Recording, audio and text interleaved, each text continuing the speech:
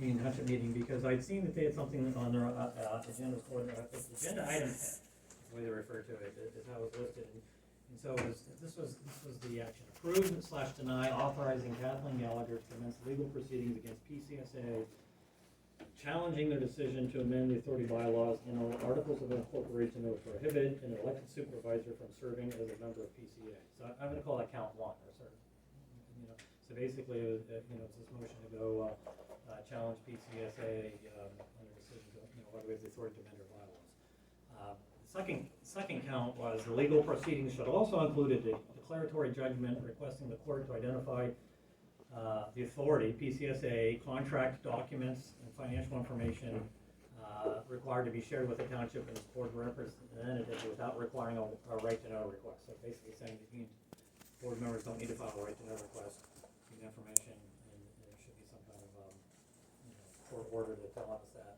And then the third count on this motion was the authority, PCSA should be ordered to enter into a sewage service agreement establishing the rate structure for the residents of the Union Township. So there's three different issues, all kind of captured in one motion that passed. And I heard some things on there that caused me to scratch my head, because I don't think they were accurate. I think it was misleading information that was provided. So again, there's three parts to that motion. So regarding the second part of the motion, the legal proceedings should include a judgment, requiring us that, not requiring Union Township to require, to get a right to know submittal to get information, and having having the court tell us that. The solicitor stated, and I quote, "We were told to file right to know requests." I think that's absolutely incorrect. With regard to obtaining information about PCSA, if you look at our September 28th, 2020 meeting minutes, the PCSA, the solicitor's report, it states in there, Mr. Bonito explained it was not appropriate for Mr. Dare to file a right to know request as a board member. Instead, he has a right to look at anything he wants. He recommended to Mr. Dare to bring it up in a meeting if there's something he wants to look at, and to let everyone decide when and how to do that. So I think Mr. Sweat, or their solicitor, provided incorrect information when he said that we were told to file a right to know request.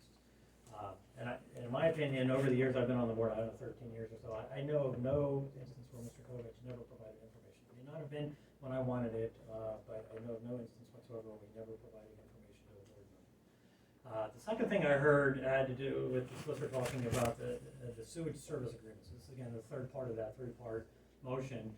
And I think the solicitor confused the issue of the sewage service agreement, because he was talking about, PCSA changing the bylaws and a petition to remove a person because of a hostile work environment.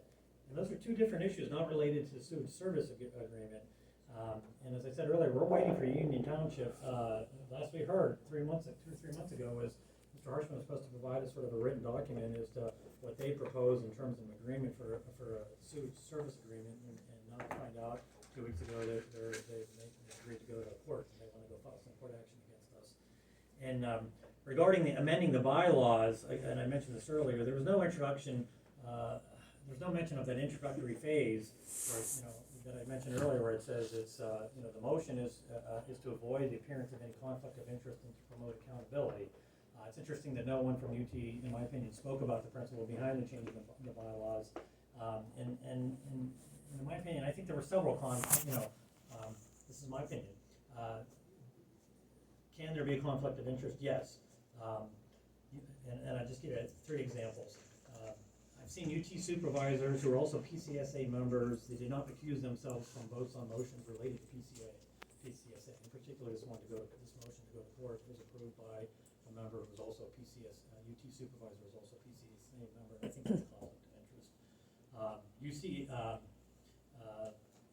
And I've heard this about Union Township supervisors who are also board members making negative remarks about PCSA or providing negative remarks about us in public meetings.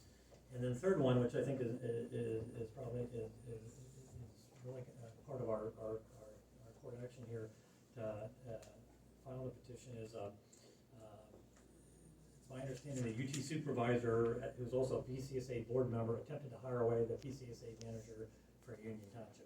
So in summary, again, is on this item 10 thing that UT passed, Union Township passed. I thought there was, in my opinion, I think there's some misleading information and in fact incorrect information. provided. And I'm gonna wrap all this up at the end, because getting to, I think we need a plan to move forward with how we interface with Union Township. There was also a meeting, the emergency meeting last week, last week.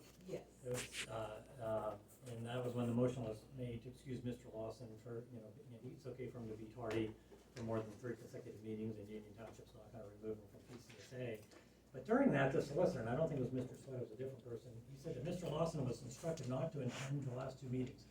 I asked Mr. Benito, I don't think that's correct at all. That's not correct. He was asked not to attend a special meeting the PCSA had regarding litigation, but the last 2 regular meetings, I do not believe he was asked to not attend these meetings. So I think that was incorrect information. Again, the solicitor provided Union Township Board and the public.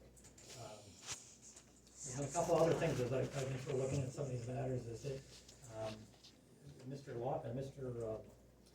Kovacs, I think under new business on the agenda, is going to talk about deduct meter, and exactly what we feared happened was that somehow we got a letter from Union Township, I guess the secretary or something, asking us to go credit somebody because they rented a whole meter for a number who was in our authority in our watershed, and we told that we discussed this a couple meetings ago, and it was, there's confusion's going to happen, and that was supposed to have been taken care of, that part of the website was supposed to have been taken down to say, it doesn't apply if you're a PCSA member. Apparently it didn't happen and got us into trouble. There was also, when I go back and I look at some of the meeting minutes during 2020, there was a request. Mr. Kovacs prepared 5 documents that he sent to Union Township regarding sort of how we do business, and it was meant to address deficiencies in the Union Township Building Inspector Program regarding permits. And we issued those letters, and then 4 months later in April, Mr. Jared D'Amico, he didn't realize that those letters had been issued. So something's breaking down in the communication channel between this board and the board members here, and that represent Union Township, and what information that Union Township has. It's a couple other things. Just wanted to add, in terms of the sewage service agreement. Mr. Sweat said, Union Township will collect tap-in fees and service fees to defray the cost of UT projects. That's the first time I've heard that they would collect tap-in fees. I heard they want to collect, the service fees. I don't know, because I previously would have been told about we'd collect the tap-in fees.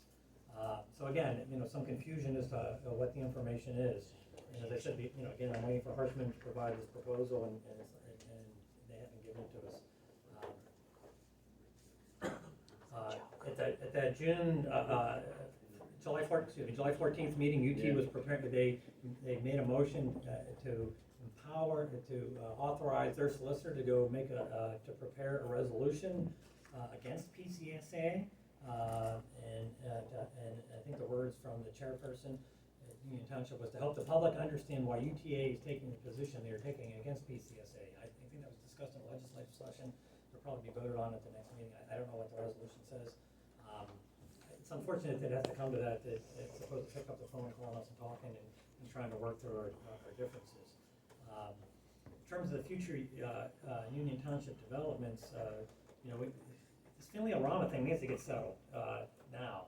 And I made the pitch like 2 or 3 months ago in a meeting, is that I don't want to waste anyone's time. It's that we're trying to figure out the pros and cons of whether Union Township maintains those lines and we just bill them once, or do we somehow maintain the lines and we bill all 19 customers. And at the emergency meeting I went to last week, Union Township supervisor basically said, I need to fast track this thing on the 19 homes, because we're doing the short-term fix to put in the holding tank for this guy's house where the sewage runs onto his driveway, and I need to fast track the big fix, which is to go put in the sanitary sewer lines.